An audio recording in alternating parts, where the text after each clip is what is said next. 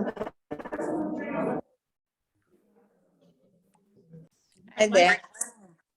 Okay, hello. I see Jeff. I see Dawn. I see your nail polish, same as mine. Oh, thank you.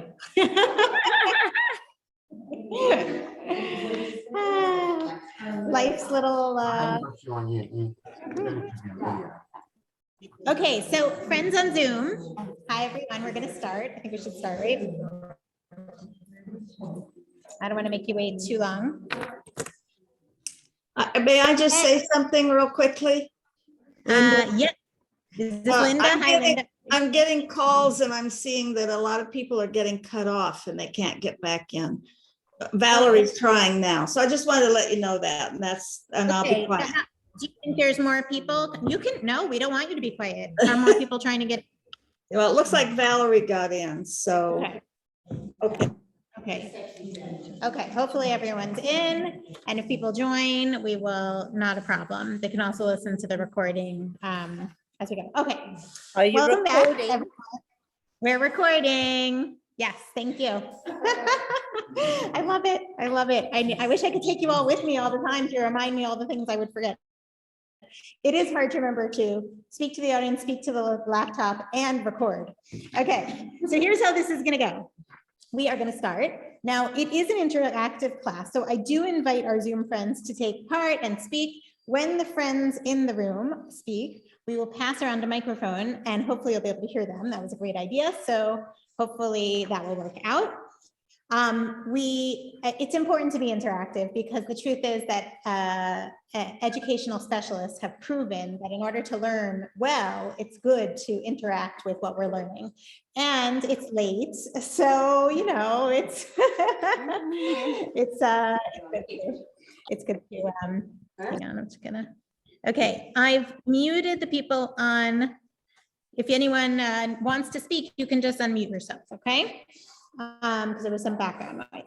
Okay, so just to begin, I hope this is going to work. I'm playing a quick song, a few seconds of a song to get us in the mood. Today we're going to be talking about one particular prayer, but it's very much, it's not just about this prayer. It's about so much of the morning and what the morning represents. Just to refresh your memories, last week, we spoke about different origins of prayer in general, like the forefathers and the patriarchs and even some of the matriarchs, where we saw that each one was identified with a different time of prayer, the morning, the afternoon, the evening. And we also saw that prayer was associated with the temple, with the Mishkan, the Mikdash. And one of the things that characterizes that great debate about where prayer originates from, either from the patriarchs or from the temple, is related to how we view prayer. Should prayer be something which is routine, structured, repetitive, or should it be something more spontaneous, something that we use when we are in need, when we're in time of tsar and time of disease that surrounds many sources, and we want it to be both. We want it to be there when we really need it, but we also like that it gives our day some structure. I'm sure all of you in some way have, I've mentioned I'm a creature of routine, but even if you're not a creature of routine, there's certain things that you do in your day that, I can't get going without my cup of coffee. so, that's just, what is my day going to be without coffee? So we see that this structure and this almost like daily rituals really define the day, but it can also enhance the day and help us be present in the moments of each day. And so what we're going to look at today is the first words that are meant to be on our lips in the morning. And this is the prayer known as the Modeh Ani, okay? Thankful am I prayer, which we're going to get to in a moment. Before we do, just to get us in the mood, I'm going to play you, if anyone likes Israeli music, you're going to hear a little Israeli music and a song about what do we do when we wake up in the morning. So hang on one moment, and I hope everyone on Zoom will be able to hear.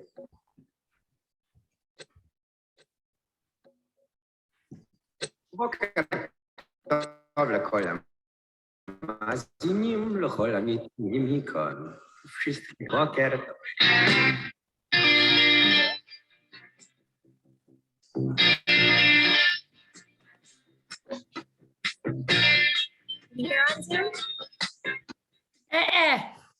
You know, like you're freezing every once in a while. גם בבוקר את אותם הדברים, אבל לאט מה אתה רואה כשאתה כאן בבוקר ורובם אני לא מוצא אותה, אחת לא מוצא אותה. מה אתה שומע כשהרוח מיילדת את השיר העצוב שלא נכתב?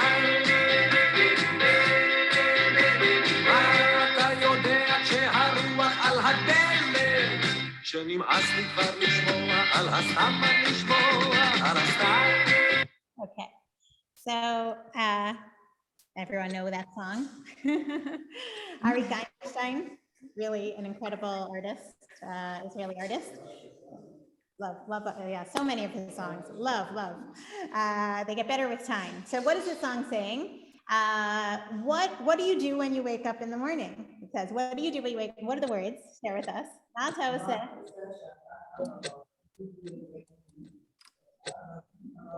Excellent. Okay, so ma ata osek shata kam baboker. You listen to Arik Einstein. What was that? You listen to Arik Einstein. Of course. Who doesn't?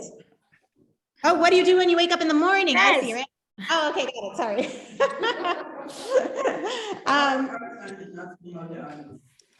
Who knows what Arik Einstein did? But today he probably would, because we've had a whole, it's been a whole reawakening in Israeli society of, less Israelis who consider themselves secular getting more in touch and almost reclaiming parts of Jewish tradition, which is the secular Israeli world has a very different character today than it did in Arik Einstein's young days. But that aside, what is Arik Einstein saying? What do you do when you wake up in the morning? The same things, just slower, which I love, because that's so true. And of course, you get up in the morning. Some days you have energy. Some days you're, just wiped out. Jet lag, right? All sorts of things can slow you down. And the Modani prayer is really these first words that we say, which wake us up. It's with us as we wake up in the morning. In fact, we're going to see that the sources say you should say it as you're getting out of bed. It's a little hard to remember sometimes. You can say it after you get out of bed too, but you say it as you're getting out of bed. I want to tell you that there's a famous story of a young boy once he was a delivery boy for the Lubavitcher Rebbe, right? The Lubavitcher Rebbe, who was the great rabbi of Chabad for many, many years, really brought Chabad into what it is today. And this little boy would be the delivery boy for the Rebbe. And one day he was sort of quaking and said to the Rebbe, he actually said to the Rebbe's wife, I want to ask the Rebbe a question. And his wife said, well, he's very busy, right? But she said, tell me the question and I'll try and ask. And she said, what is the Rebbe's favorite prayer? And, the Rebbe, you would think, what would he say, right? The Shema, right? Or Rosh Hashanah, the shofar, something, right? And she called the Rebbe over to answer him. And he said, Modeh Ani, my favorite prayer is Modeh Ani. So what is this prayer? Why would the Lubavitcher Rebbe feel that way? And what does it represent for us? So we're going to study some sources about it to help us better understand. So I'd like to read it with you. It's super short. And to take a moment, I want you to tell me what speaks to you about this. And if you decide to speak, please take the microphone. So the first line. How come we don't see any of the papers? Vicky, thank God I have you here. Okay, hang on. I'm just going to share. Okay, see it? Yeah, thanks. Okay, Modani. Modani lefanecha, melech chai v'kayam, shehachazarta bi nishmati v'chemla, rabba emunatecha. Now I'm just going to read, I'm changing around the English. The English says, I am grateful, because when we speak English, that's what you say. But if we're really translating it exactly, it would say, grateful am I. Okay, grateful am I to you, my eternal King, who has returned my soul in kindness. Great is your faith. Now, this is a fascinating prayer. Thank you. Were you going to say something? Okay. You're allowed to talk. You're allowed to talk. We want to hear you. So what strikes you as interesting about this prayer? What are some of the first things that strike you as surprising, interesting? Why would these be the first words that we say as we wake up in the morning?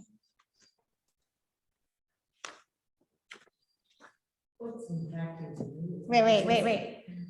I feel like I'm like something unreal.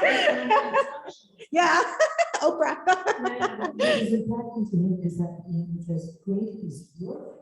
Oh, okay, amazing. Remind me your name. Seema, right? I was going to say Seema. Wonderful. So We didn't hear the question.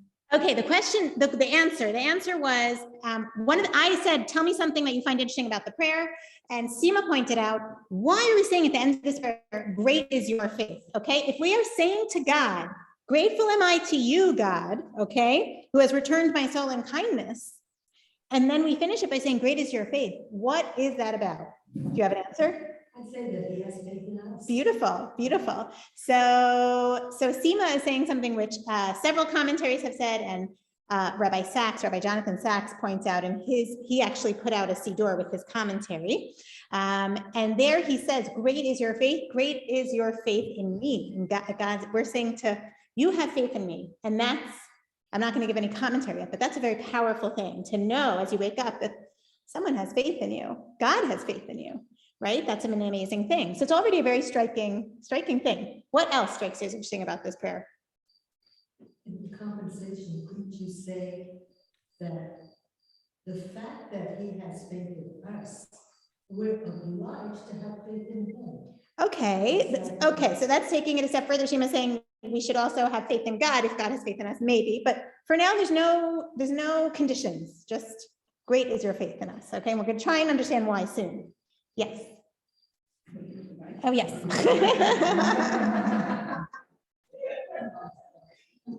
the end, I'm going to tell you what you have under your seats first, right? Okay. The whole thing about returning myself, thank you for returning myself. And that's, goes into the whole, where does your soul go when you're sleeping? It's going up to Hashem, and then Hashem is returning it to you. Amazing. So Faye, right? Yeah. Faye pointed out, what is this thing about returning my soul? What are we talking about? And we're going to look into that in a moment. I think I'm getting my exercise. Okay. Where's my soul? Why is it being returned to me? What happens to my soul at night? Great question. Anything else? Anyone on Zoom want to add anything? Definitely. Hang on. What strikes you as interesting about the words of this prayer? Anything? Any questions you have? What's unusual, and what do you like about it? Or if there's something, any insights you have?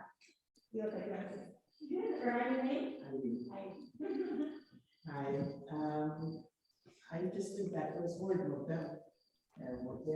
For a man, no doubt for a woman. Thank you. Just to wake up and already say thank you. And to me, it's one of the most important things in our lives, to be grateful.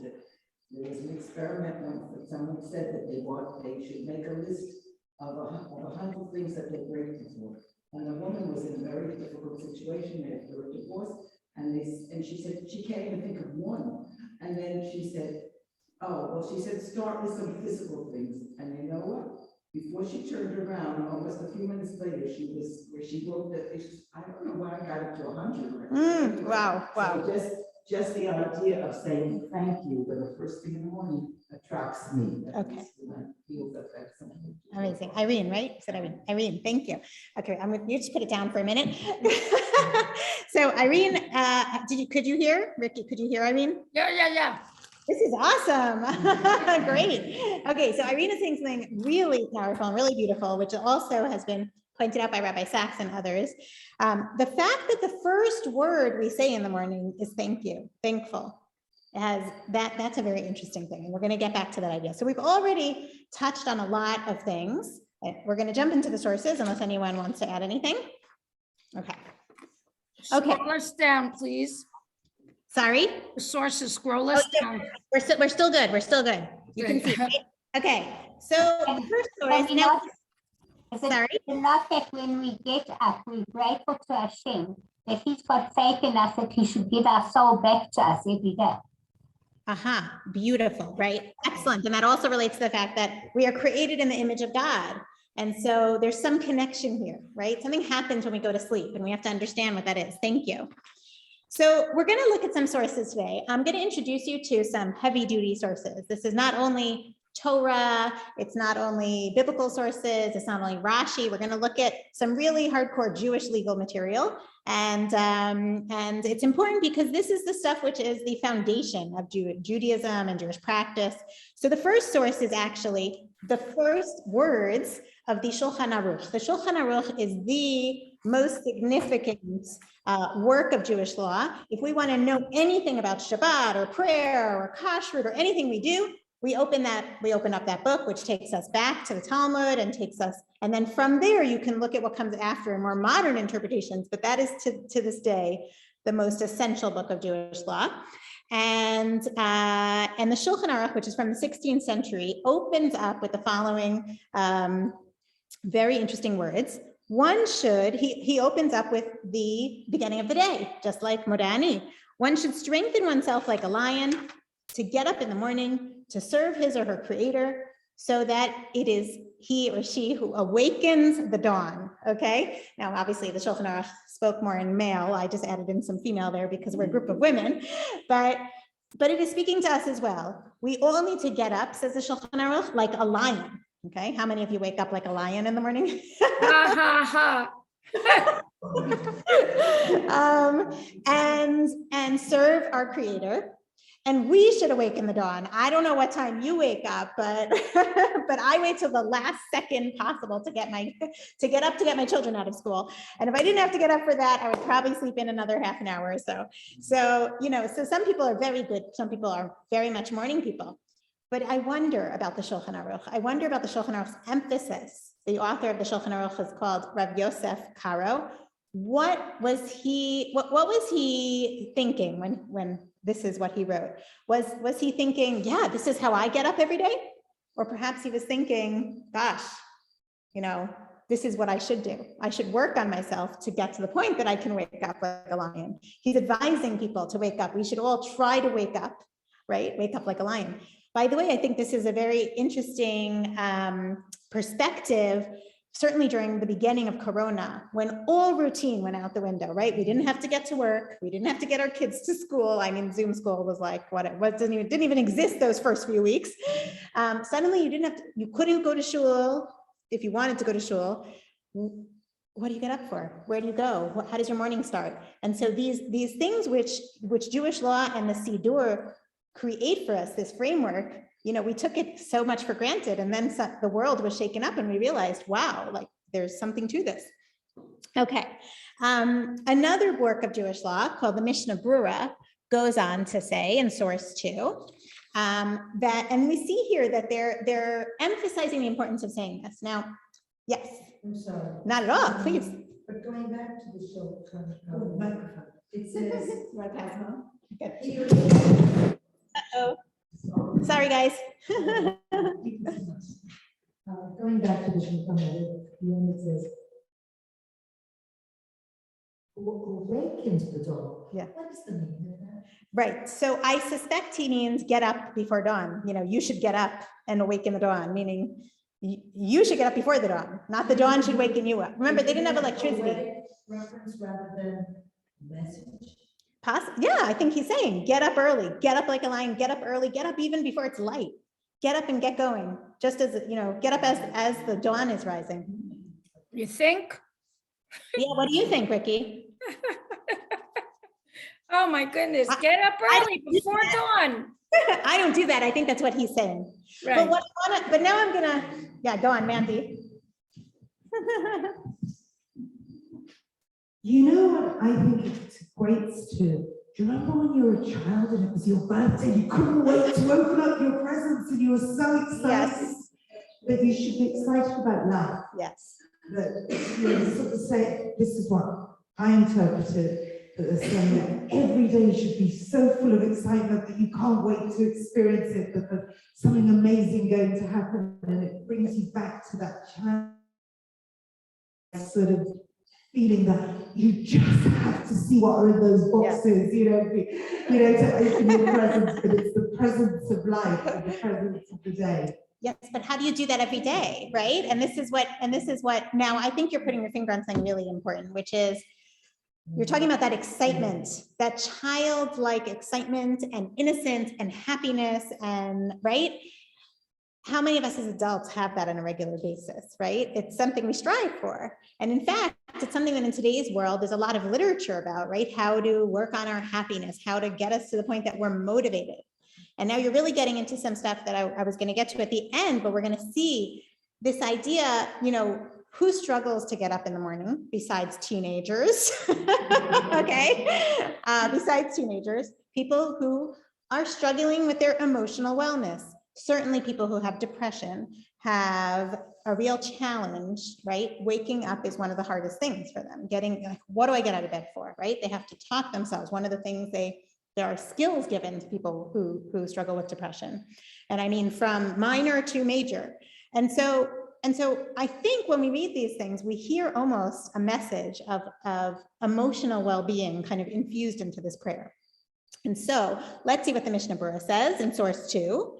It is good to say immediately upon rising, Modeh Ani. It should be said with a pause after the word kindness. Then you say, great is your faith. He's without pause, meaning he wants it to be clear that God has returned our soul in kindness, and great is your faith, meaning great is God's faith in us. The Holy One, blessed be he, upholds his faithfulness to return the souls to its depositor in the morning. We're going to keep going with this theme, hang on. And there is no need to wash hands because, okay, we're not going to get into the washing hands, but I want to just point out here, we're going to get into it at the end. There is a mitzvah to wash our hands in the morning with that cup that we do right before eating bread. So that's also related to the morning, and I'm going to get to that at the very end.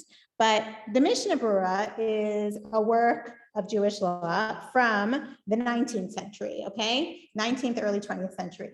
The Shulchan Aruch, 16th century. The Shulchan Aruch doesn't mention, right? He doesn't mention Modeh Ani. He just says, get up in the morning, get up like a lion, wake in the dawn. He doesn't say you need to say Modeh Ani. It seems that the Modeh Ani prayer was actually composed and added quite late to the Siddur, okay? As opposed to the Shema and so much else in the Siddur, which comes either from the Bible or from the Talmud. So much of our prayer comes from the Talmud. The Modeh Ani prayer is late. It's coming sometime after the Shulchan Aruch. He doesn't even mention it. By the 19th century, people are saying it. So it's very interesting to see a historical progression. The Siddur has different layers, and these first words were added much later. Just a little interesting if people like history, a little interesting historical developments. Now, even if we didn't have the words themselves, the sources have the notion that we have to get up and say, wow, thank you. Thank you for giving my soul back. What is this thing about the soul? Now, it turns out that the Talmud teaches that sleep is considered a 60th of death, okay? Which is a very upsetting thought, but you can imagine that, right? Like before modern medicine, someone was asleep very soundly. People maybe couldn't tell so easily the difference until they checked them very carefully to make sure they were breathing, right? That they were actually conscious, alive. So they had this notion that sleep is a 60th of death. What that means scientifically, I can't speak to. But because of that idea, there was this idea developed that our souls leave us when we sleep, and they were depositing our souls with God, and God returns our soul to us in the morning when we wake up. It's pretty wild, right? Pretty wild stuff. And so that is why we say the words, thank you, God, for returning to my soul to me in kindness. Now, whether you take this literally or think, well, I'm just having a new chance, right? Having a new day, right? My soul is refreshed now. That's, I think there's something very beautiful in that. The Midrash, which is a form of biblical interpretation in source 3, also talks about this and uses a term which I really love. Okay, so it quotes the book of Tehillim of Psalms and says, now this is something else I need to tell you. A lot of our prayer book is based on the Bible and sort of rephrased. It's either the words of the Bible rephrased or quoted, or the words of the rabbis. from the Talmud. So here it's quoting the book of Psalms, which in and of itself is a prayer book, where the book of Psalms says, "Into your hand I entrust my spirit. You redeem me, O Lord, faithful God." Okay, so this is similar to Modani, right? It's saying, God, I entrust my spirit with you, my ruach, my spirit, and you redeem me, right? You refresh me, God. Okay, so now based on that verse, the Midrash explains what's happening here. And this is the basis for what the Modani prayer was based on. Human beings, I have to make sure my Zoom people can see. Human beings deposit things with each other and they lose them, right? I might lend Shoshana, Shoshana might lend me a book and I would possibly lose it, right? Very easily I could lose it or damage it, okay? But this is not the case for God. The souls of the hundreds of millions, how many people are in the world? Billions? I don't know. All those souls go to God at night and they're all returned to the right bodies, okay? But this is not the case for the Holy One. God forbid we should wake up and not find our soul. Miraculously, and because this is God, God's able to return the right soul to the right person every morning. Rabbi Alexandri says that usually people lend something new and it is returned a bit worn out, right? Who hasn't borrowed a book and spilled something on it, borrowed a car and scratched it, okay? But with God, we are deposit. God, it's the opposite. We end the day feeling exhausted, worn out, right? Like really kind of, got to go to sleep. And God returns our soul to us all refreshed and rested. Okay, so we're seeing that there's this higher plane when we deposit our soul with God. Our souls are, now this is what I wanted to get to, the last few lines. Our souls are deposited in the evening with God and returned a Bria Hadasha in the morning, okay? So whether or not you take this literally or metaphorically, the idea that every morning we are a Bria Hadasha, a new creation. Every day is a new day. Every day is a new creation. That's a really amazing image to carry with us as we wake up, especially for people who struggle, right? Who are going through a hard time, who have faced difficulty. Can I put what happened yesterday? I don't know if any of you have read to your children the famous children's book, Alexander and the Terrible, Horrible, No Good, Very Bad Day, right? Okay, so that day was terrible, but then there's tomorrow, okay? And this is the message of Modani. I wake up. Yesterday was so terrible. Thank God I can wake up to a new day and celebrate that. And so this is the idea of even if you don't believe in the little bit of the voodoo, my soul goes back, it's deposited with God. Some people take that very literally. The idea of being a new creation each morning is very powerful. Okay. Yes, I was just going to ask if anyone wants to say something. The idea of a new day and a new chance is not new to the Jewish religion because what do we talk about all the time? Tshuva. And when I do tshuva, I'm not the same person that I was when I did the sin or when I did something that wasn't accepted. And I think it's one of the most, it's helped me so much because, okay, I did this thing, but now when I really do tshuva, I'm no longer that person who did this thing that was so horrible at the time or what I thought it was. And I'm a new person, I have a chance. So now we're at such a beautiful point that every morning we can get up and say, okay, then I'm going to tshuva, but maybe for my thinking, it helps me. And I say, wow, I have a new day. I can start it, turn over a new leaf. It's not even New Year's.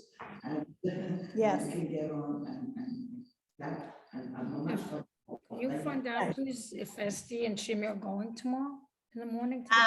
so I love that idea. And I think this is maybe even stronger. It definitely reminds us of the Jewish idea of repentance, right? Being able to return, and that's what we look to on the high holidays.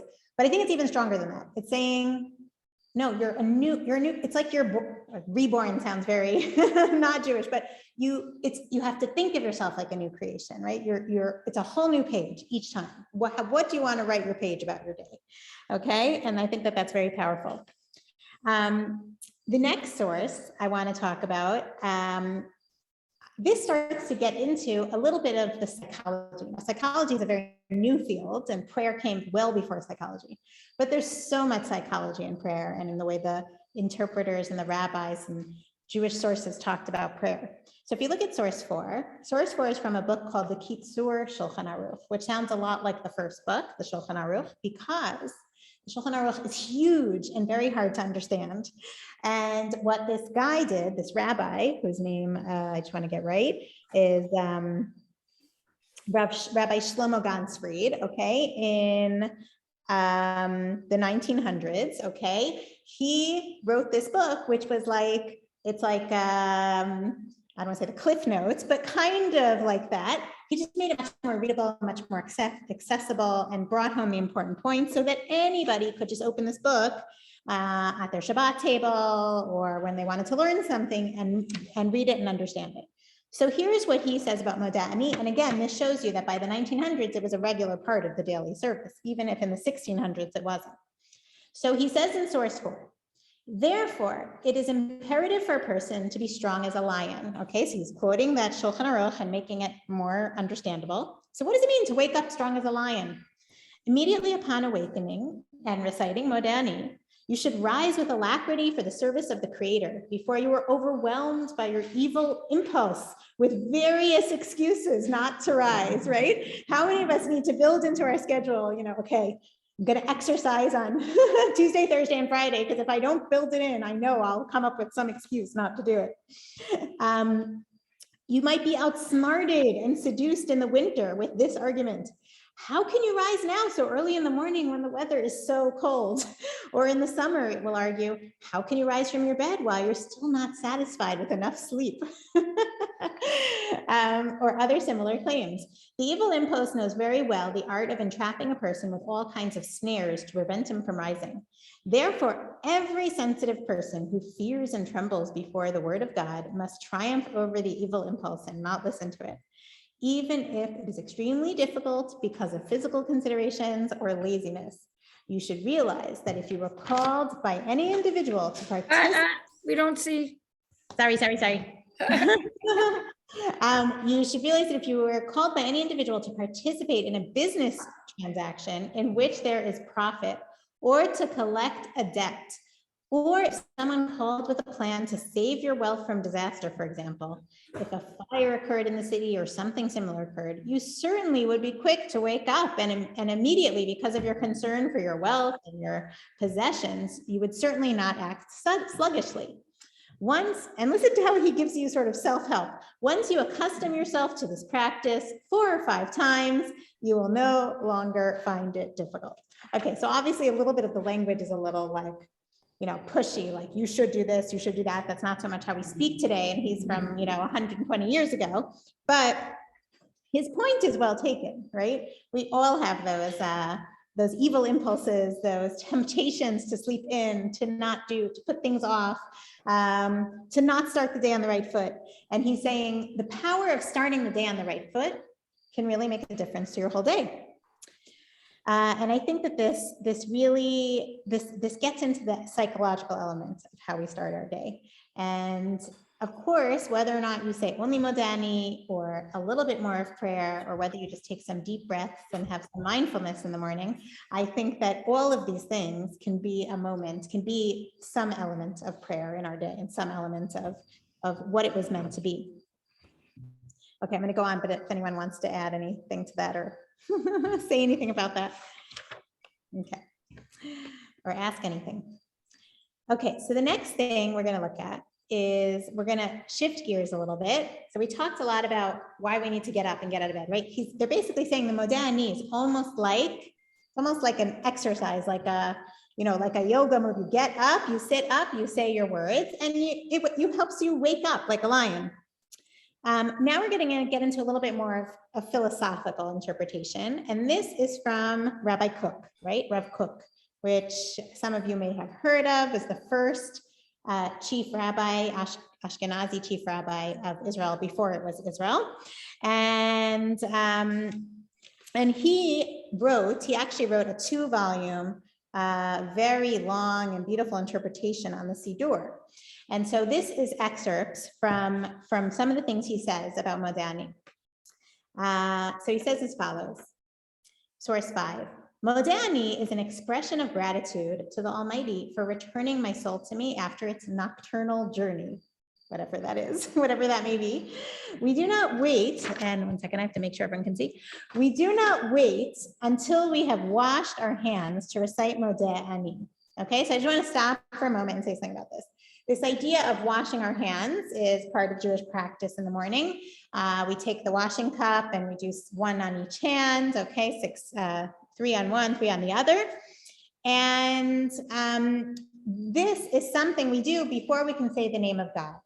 So if you turn back to the first words of Modeh Ani, you might notice that we don't actually say God's name in the Modeh Ani prayer because we're still not dressed. We're still not, we haven't cleaned our hands. We're gonna understand the cleaning the hands better in a few minutes, but we don't say God's name until we've done that ritual of washing the hands. And so the sources are saying, now normally you would say, well, maybe you shouldn't say anything. You shouldn't say anything spiritual until you've washed your hands. Perhaps that's one approach. But we see that the rabbis felt it was important that when you got up in the morning, even before you washed your hands, there was something on your lips, something, how you start your day. The words out of your mouth have an impact on you, have an impact on how you live your life. And so Rav Kook says, even before you wash your hands, we say Modeh Ani, and it should be done the second you wake up. Gratitude, but listen how he frames it. Gratitude must be expressed immediately. It must not be delayed. There is a lesson to be derived concerning interpersonal relationships. When another human, our expression of gratitude should be forthcoming immediately.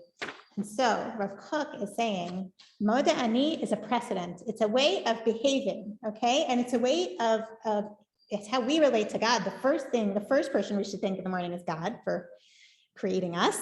But beyond that, it's something to internalize. It's a way to be that we should internalize in how we go about our lives when we interact with our family members. New here. It's how we interact with our family members and friends, that as soon as someone does something nice, someone drops in something and you're not home, or someone does something nice and you want to thank them. And if you don't thank them right away, what happens? A few hours can pass, the next day can pass, and you think, oh my gosh, I forgot to thank them, right? And the idea of thanking, even when you don't have to, but just to go over and beyond, this is where Modeh Ani comes in, this idea of thankfulness. So Rav Kook is really drawing out that it's not only about these words, it's about a practice in our lives of being thankful. He goes on to, it really develops more the idea of the emotional wellness. Modeh Ani, thankful am I, or I think. The word modeh has double meaning. Besides conveying thanksgiving, it has another sense of admission or confession. In this particular instance, affirmation of great reality is the cause of thanksgiving. Released from the shackles of ordinary materialistic perception, one awakens to a glorious universe, a vast infinite reality. And the wonder is that confronted with the infinite universe, the individual self remains undaunted. And to the contrary, in this limitless vista, the I finds divine confirmation and validation. So he says on the one hand that the first word that comes out of our mouth is thank you. Thankful am I, because what do we want the first word to be? How do we want to, right? So much of how we begin a sentence affects how we speak, how people perceive us, how we get interacted with. So by starting with thankful, that's a very important thing. The flip of that is what happens to the I, okay? Modeh Ani. Now, why would we not want to start with Ani? Ani omeret toda. I'm saying thank you, because do we want the first word of our mouth to be me? I think this is a very interesting topic for our life, for this time where if you look at social media, there's a lot of me, right? There's a lot of,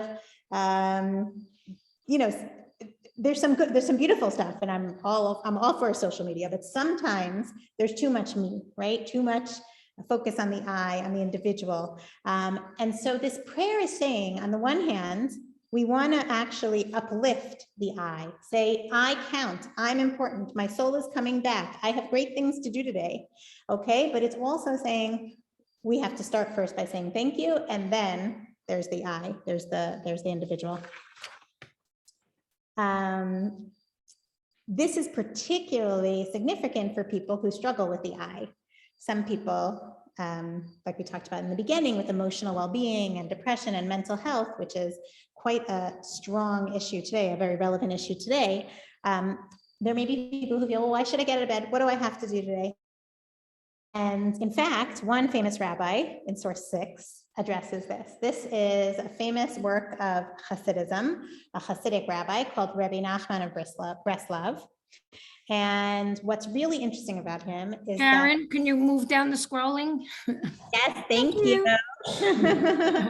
So Rabbi Nachman of Breslov, actually, it's been, academics have shown, have theorized, we can't know for sure, they've theorized based on his writing that he himself struggled with depression. A lot of what he writes about, it's fascinating. A lot of what he writes about is about the emotion, about motivation. One of the famous things, you know, he did a lot of going off alone to the forest, okay, and meditating. And he talks a lot about hit orerut, the awakening of oneself. And a lot of the stuff he talks about has led academics and historians to believe. He also had great insights, was a brilliant man. But it's interesting, and if you look at source 6, there's a little, maybe a glimpse of this, okay? One should strengthen oneself like a lion, says in source 6. When one feels distant from the Holy One, this is like sleepiness. When one tries to find one good point within himself or herself, this is like the waking of himself or herself up from sleepiness. And he has a whole, I didn't bring you the paragraphs on this more, but he gets into this idea that it's really hard to wake up sometimes. And how are we going to get out of bed? How are we going to get ourselves going in the morning? How are we going to get motivated? We have to just focus on something good in ourselves. And no matter how much bad, how many things we feel badly about that we didn't do and we didn't do well and we're not doing right and we can't seem to get to where we want, if we could just focus on that one good thing. And you hear him saying these words and you think, gosh, what this rabbi must have gone through himself. But this idea of we're going to look for one good point in ourselves, focus on that. And that is the modeh ani, okay? Modeh, thank you. But ani, I count. I am in the image of God. I have what to contribute to the world. It really highlights the holiness and the potential of each person. I have to just say it's almost hard talking and going around our daily lives and not thinking about what's going on in the world with Ukraine and the suffering and soldiers on both sides who are stuck in something they probably certainly it's not clear that Russian soldiers want to be there either. But this idea of each life, you really feel it when you open up the newspapers these days, like each life, every life, and the worth of every life, and the sadness when we see the loss of life. And so really this is the affirmation each day of Modeh Ani. One last point before we come to a close and have more discussion. We talked about the idea that each day is like a new day. In each day, you're like a new creation, okay? And this idea of the potential. So there's one last point, which is when we wash our hands, what is that about? What is going on there? Where does that come from? Anyone want to guess? Okay, so go on. Okay. Okay, excellent. So there's different interpretations. One interpretation is that we're washing our hands to wash. First of all, for many centuries, Jews were dirty. People were dirty, right? They didn't have indoor plumbing. They needed to wash their hands before they ate. So that's just like a basic, hygiene thing. But the second thing is there was this belief that there was impurity wherever your hands touched your, body parts during the night, or the idea of sleeping 1/60th of death. There's an element of impurity there. And so it was an idea associated with washing away impurity, not dirt, but impurity. There's an idea there. There's another idea, which is lesser known, but which I find super meaningful, which really pulls together all the stuff we talked about today, which is that in this week's Parsha, this is very cool when this happens, you talk about something and it's in this week's Parsha, which is the last Parsha in the book of Shemot, Parshat Pikudei. We hear about what the priests had to do in the temple. And one of the things they did each morning when they woke up was they washed their hands and washed their feet. And this was called, what do we call hand washing in Hebrew? Okay, netilat yadayim. But this was called something else. This was called kedushat yadayim v'raglayim, the making holy, the sanctifying of hands and feet. And this is what they did every morning. Now, we don't do our feet, but they did, the priests. And in fact, there are sources that liken this idea that we wash our hands each morning today to being like the priests in the temple, that they were sanctifying themselves. So too, we sanctify our hands each day because we are living on earth, we are living in the material world, but we're also trying to insert the spiritual, right? Uplift, elevate, do good things with our hands. And so that is another way to view the hand washing, which again affirms each person, each life, each person's potential as a new creation each day for ourselves and for the world. I'll just close with saying a few words. This is all from sources in Jewish tradition that really come before psychology. But if any of you are interested in psychology, and if any of you have read about, in particular, positive psychology, I have a little bit of a, what's the word? I'm like a little obsessed with that. I've read a lot of books about it. So for instance, there's a well-known professor of positive psychology called Tal Ben Shahar, who actually comes from Israel, but has taught in Harvard. And he, along with others, have proven that if you keep a gratitude journal, okay, for 30 days, this has been sort of scientifically proven, meaning that every night before you go to bed, you write down 3 things that you're thankful for the day. It could be anything, right? I'm thankful I found a parking spot. I'm thankful, right? I'm thankful for my family. I'm thankful for wonderful things. 3 things each night for 30 days, it markedly improves one's happiness levels. People are happier. Now, obviously, this is not exactly the same as saying Moda'ani in the morning, but this idea of acknowledging what we're happy about, of expressing thanks, which is another thing that positive psychology talks about. There's a clear-cut connection between this and how happy we can be on a daily basis and over time. And I think there's something really amazing when you find these things which are built into Jewish tradition and Jewish prayer, which the rest, other sources in the world come to the same conclusion. I think it makes it all the more powerful and meaningful. So if you would like to take a few moments and write a few things down, I left you some lines, and if not, you could just think in your head or do it before you go to bed. But I just wanted to share that with you, and thank you all for coming and joining me, and I'm here for more discussion. But that is the Moda'ani. And next week, I'll just say for the next 2 weeks, next week, we're going to talk about mindfulness and commitment in prayer and the Shema prayer as well. And then we're going to talk about women and prayer. Which is about women in prayer, but also about everyone else as well. So thank you all.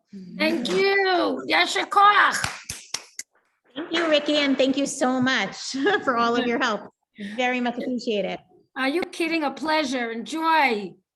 Thank you. I just want to ask one thing about the list. Yes. When we say we're grateful for family, or we're grateful for, or whatever, it is something general, it's better, in my